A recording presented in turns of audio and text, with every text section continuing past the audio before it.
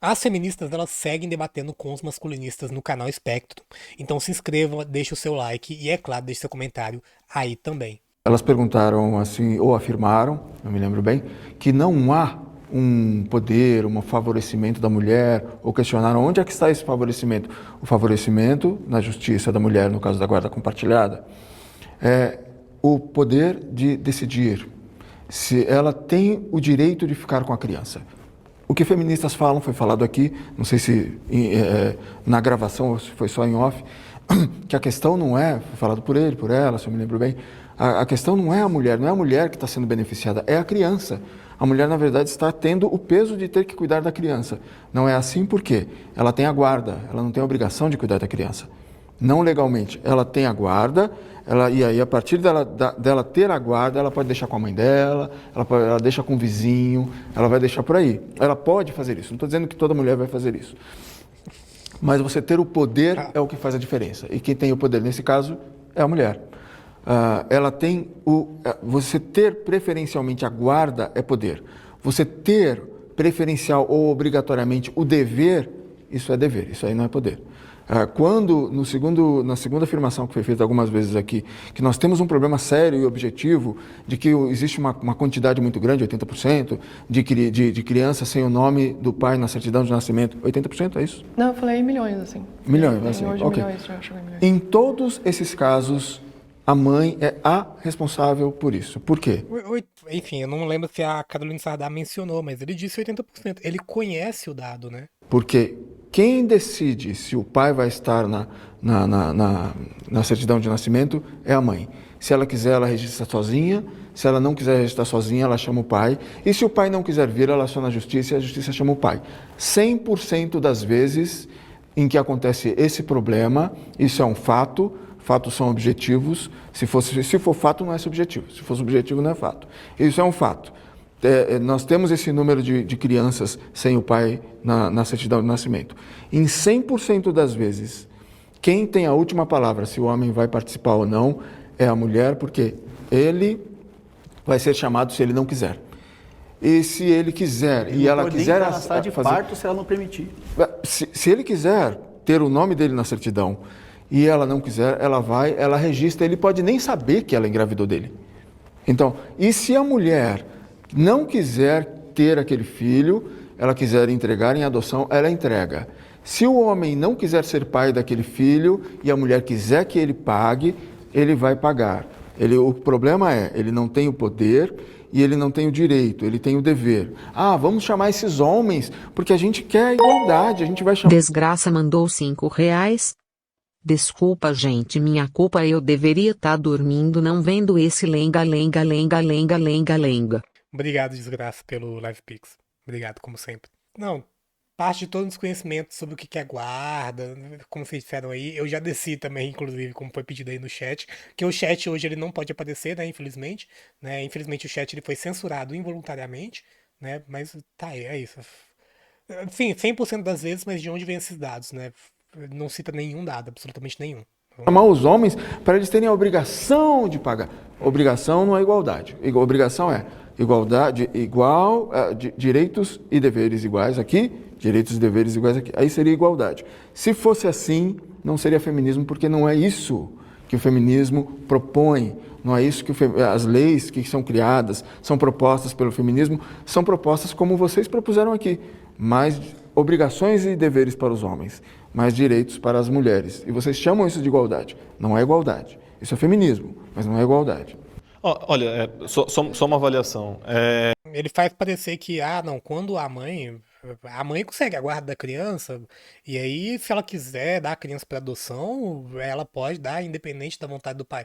Então, para conseguir a guarda da criança, uma vez que o paradigma vigente atualmente é realmente da guarda compartilhada, o pai tem que ser afastado da criação dos filhos por um motivo legal. É claro, e aí é claro a colocação em outra família, né, seja nesses termos aí para adoção, ele acontece quando ambos os pais eles consentem, né, com o processo de entrega da criança para adoção, né?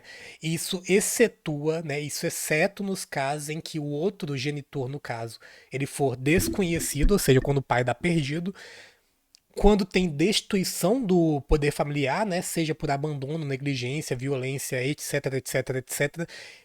E é claro, né, quando o pai ele não puder ser localizado apesar da busca judicial. Então, não, a mãe não pode entregar a criança para adoção independente da vontade do pai, né? Se o pai realmente expressar interesse em se fazer presente na vida da criança, né, não é tão simples assim que acontece, não. Mas vamos lá. E fora também que não trouxe dado nenhum, né? Não trouxe dado nenhum da realidade. Sim, Primeiro- não, a gente tem que falar o óbvio sempre, sempre. É cansativo mesmo o debate. Depois você pode responder, porque genuinamente teve uma colocação sua que me assustou um pouco quando a Mandy estava falando, e você disse que é culpa das mulheres os homens largarem, elas e as crianças. Não, culpa, assim, são elas que são as responsáveis Você disse que ia explicar o porquê que a culpa é da mulher. pelo nome não estar lá ou pelo nome estar lá. Antes disso, Se elas aqui eu quisessem estar... tô retomando outra fala. Bom, o que eu me lembro é que Enfim. foi isso que eu quis dizer. Não era sobre o registro. Eu Mas, acho enfim, que... pode falar. foi Era- sobre o registro. Não, mas O que eu falei era foi antes, isso, era sobre- anterior ao Mas essa registro. questão do Era registro sobre é importante. sobre abandono Eu acho importante parental. a questão do Você registro. falou que a mulher tem responsabilidade sobre o homem abandonar o filho. A gente estava, ele falou isso. Se o pai Uma sumiu, vez, a o culpa feminismo da mulher. pega Só sobre isso. os piores homens, e coloca como se aquilo fosse, ele inverte. Aí o feminismo inverte, pega os piores homens e coloca Não era sobre eles registro, tá? como Perguntando. Foi sobre os registro. culpados É que ela por falou, todos. Se ele você for foge. pegar, no Brasil nasce, sei lá, estatisticamente falando, milhões de crianças por ano. Vamos supor, eu recentemente até gravei um vídeo sobre isso, se não me engano foram 63 mil crianças no ano passado, ou 2023, sem o registro, 63 mil. E no mesmo ano você pega, nasceram milhões. Então, peraí, de 1 milhão, por exemplo, que 1 milhão de crianças que nasceram no Brasil, só 63 não tem. 980 e tantos mil pais foram lá e colocaram o registro da criança. Então, eu acho que o feminismo erra, quando pega, a exceção... Não são 900 e tantos mil pais que colocaram, sei lá, o nome na certidão, não. Muitos desses pais eles tiveram que ser localizados judicialmente para que isso acontecesse. Mas tá. da masculinidade do homem, transforma ela numa realidade como se aquilo fosse... Generaliza. Né? Generaliza totalmente, porque se você pegar a realidade fática, números, dados, a maioria esmagadora dos homens estão presentes, querem viver, querem compartilhar, querem participar, e a prova disso são os registros. Os registros, na esmagadora maioria, os homens fazem, de fato... Então, 80% dos homens, eles sequer entram com pedido de guarda compartilhada, tá? Sequer entram com pedido pela guarda da criança. Tá bom. Não registro. significa que Não, o pai ok, não, é não. presente. E uma outra coisa, você vai E 55% das mães brasileiras são mães alienação solo. parental. O São pai dados. que quer, aí Aí, entra ó, o dado. a maioria das mães Não. cuidam dos seus filhos tendo o pai E aí ausente. o tema diz que é o seguinte, por quê? Porque a mulher tem esse... Aproximadamente metade das mães brasileiras é solteira, viúva ou divorciada. 55% do total, ou seja, a maioria, segundo pesquisa do Datafolha de 2023. Tá aí a checagem de fatos. Esse privilégio ganha, o judiciário dá pra mulher... Mas privilégio de ter que cuidar dos filhos. Qual que é o privilégio de, primeiro, que não Você tem sentido- filhos? Rapidinho. Não. O privilégio é você conviver, você Primeiro, abraçar, rapidinho, pegar não. no colo. Não, tudo Não, bem, não, que na- bom, na tudo minha bem. visão, Mas o qual- poder, se Tem- você tem Mas que- primeiro Você que não poder tem- ter o teu mas filho primeiro pra dar que um não beijo tem- nele à primeiro noite, que não tem boa noite, lógica. bom Alexandre, dia. tem que analisar esses 55%. Eu já expliquei isso daí, mas agora eu vou usar uma outra vertente. Eu não vou entrar porque eu não gosto de ficar debatendo o mesmo tema. São 55%. Mas tem que Chat do Iago mandou R$2. Estamos invisibilizados, mas não calados. Tentei resolver, mas não deu. Vamos lá. analisar. Desses 55% são colocado, pelo que eu estou vendo, mães que estão separadas. Aí colocam elas, por estarem separadas, como mãe solo. Aí complica a situação. Aí Nós vamos fazer complica um porque nós vamos ter levantamento. também 55% de pais solos. Então E o lá, mais criando. provável- E aí, diante de toda a discussão, não falam quando a mãe abandona os filhos, que o pai tem a responsabilidade de o pai fica lutando aí para receber algum dinheiro da mãe, porque a mãe sequer abandona 100% na questão material para os seus filhos, porque elas não dão um centavo. Quando o pai pega a guarda, elas não querem ajudar com nada. E quando entram com processo, casos reais no escritório, que lutam para se esconder do oficial de justiça para não serem citados. E aqui eu quero te trazer algum exemplo do que você falou, e eu não estou falando que você está errada. Eu estou falando que o que você falou era o que era para ser certo. Você falou que a medida protetiva é concedida quando a mulher está com risco à sua integridade física. Esse era o certo para ser, se for para deferir a medida protetiva, quando a mulher está em risco. Só que o que acontece hoje, só para você ter uma ideia, que eu acho que você não tem noção. Se a mulher chegar na delegacia e dizer assim, ele me chamou de feio, ponto. Vai ser concedida a medida protetiva para a mulher. Casos reais, você não sabe.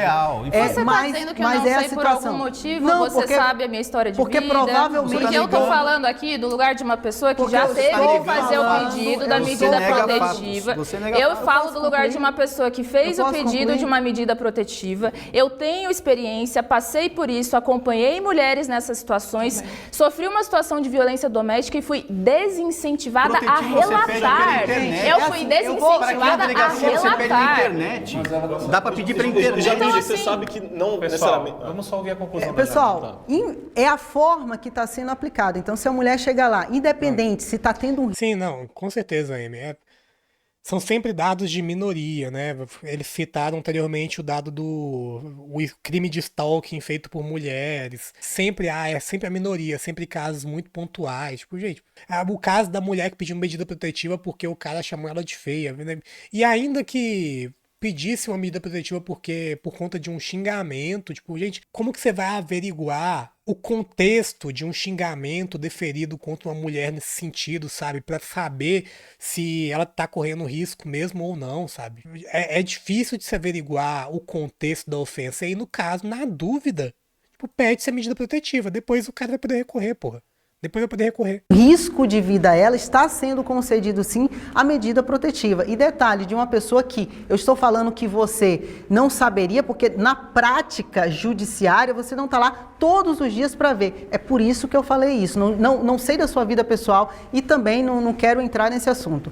Segundo ponto, você falou que, e aí você agora entrou nesse assunto pessoal da sua vida, dizendo que já foi à delegacia e não teve assistência. O que eu posso falar como profissional que categoricamente quase toda semana estamos lá na delegacia, principalmente na delegacia da mulher, que é o caso mais específico do escritório, e o que a gente vê, enquanto eu estou lá, são pessoas atendendo de forma respeitosa, delegada prestando assistência e, inclusive, os investigadores prestando todo o auxílio. É isso que eu vejo, então é por isso que eu falo dessa forma, no sentido de que as delegacias estão...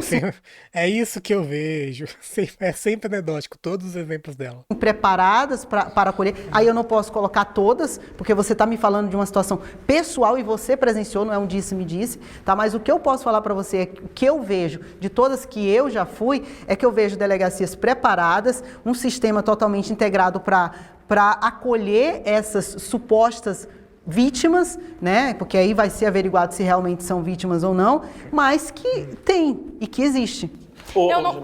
Só um comentário. Claro. Eu não estou entendendo. Ou a delegacia está preparada e ela age muito bem, ou a delegacia, diante de um relato de o cara é feio, tipifica isso na Maria da Penha. Mas aí não é questão São coisas, Primeiro, ou você vai por um lado, ou você vai por outro. O que eu falei de todas as delegacias que eu passo, porque você citou que você foi à delegacia e não prestou assistência. Então aqui no caso eu não poderia generalizar por causa do teu caso. Mas é que tem uma inconsistência no seu discurso. Não tem inconsistência nenhuma. E aí o que eu falo para você na questão quem concede medida protetiva não é o delegado, é o juiz. No delegado seria em caso muito, muito, muito atípico, quando não há juiz, tá? Quando não há o fórum na cidade e assim por diante, pequenas, tá? afastadas. Mas da maioria é juiz que dá a medida protetiva. Então, o que o delegado faz na delegacia? Ele vai lá, colhe o depoimento, pega aquilo ali e protocola e fala, ó, aqui está sendo requisitado medida protetiva para essa pessoa. Não é o delegado. Mas só uma lógica. Uma das lógicas da medida protetiva, você sabe disso, Jamile, é justamente que ela tem caráter muitas vezes preventivo. Sim. Então a mulher não precisa ser agredida. Não me diga que a medida protetiva tem caráter preventivo, né? Não me diga. Vamos lá. Fala, tem que provar. A medida protetiva, não acarreta necessariamente o início de um Léo, processo mas criminal. o que nós falamos foi Então, a integridade física. O que eu só me tudo bem. referi sobre a integridade física. Ela disse assim que a medida protetiva é concedida quando há integridade física. Eu dei um exemplo para ela que você quando não há. comentou, por exemplo, chamou de Uma feia. medida Lógico, que foi um exemplo, enfim, minúsculo. O que acontece. Mas o fato da mulher se sentir por alguma questão ameaçada, o homem não precisa ter agredido ela fisicamente. Ela tem total direito à medida protetiva. E aí, se for descumprida, pode acarretar no início de um processo Sim, criminal. até uma responsabilidade para o delegado. mas- E aí cabe, Inclusive, por nós estamos isso... para a punição da mulher que Sim. mente. Sim, Henrique. Essa é a advogada que deveria ajudar a pessoa, né? A pessoa que está passando por esse tipo de situação, né? Ela disse que ela trabalha na delegacia da mulher. É foda, né? Foda. Um trabalho que nós temos muito forte hoje é trabalhar que a mulher chegou na delegacia ou pela internet e fala que foi ameaçada, que foi agredida ou que seja psicologicamente, que ela, ao não provar, ela tem que pagar uma pena, porque é muito simples você falar assim, ó, vai lá e fala, e depois se não der nada, entendeu? Pessoal, não acontece nada. O nosso Enfim. tempo fechou. A Carol, como não falou, vou deixar ela concluir. Só um pra gente. minutinho, é só sobre essa última fala, que eu até ia falar da medida protetiva, mas acho que eu vou focar na última fala aqui, que foi sobre a luta de vocês em questão a falsas denúncias. Eu não entendo essa luta se já existe lei para falsa denúncia. Que já existem pessoas que até 6 anos de prisão podem pegar por Posso falsa responder? denúncia. E eu entendo super que vocês se sentem oprimidos e tudo mais por essas falsas denúncias, mas existe a Você pode justiça citar para essa lei? isso. Você pode citar essa lei?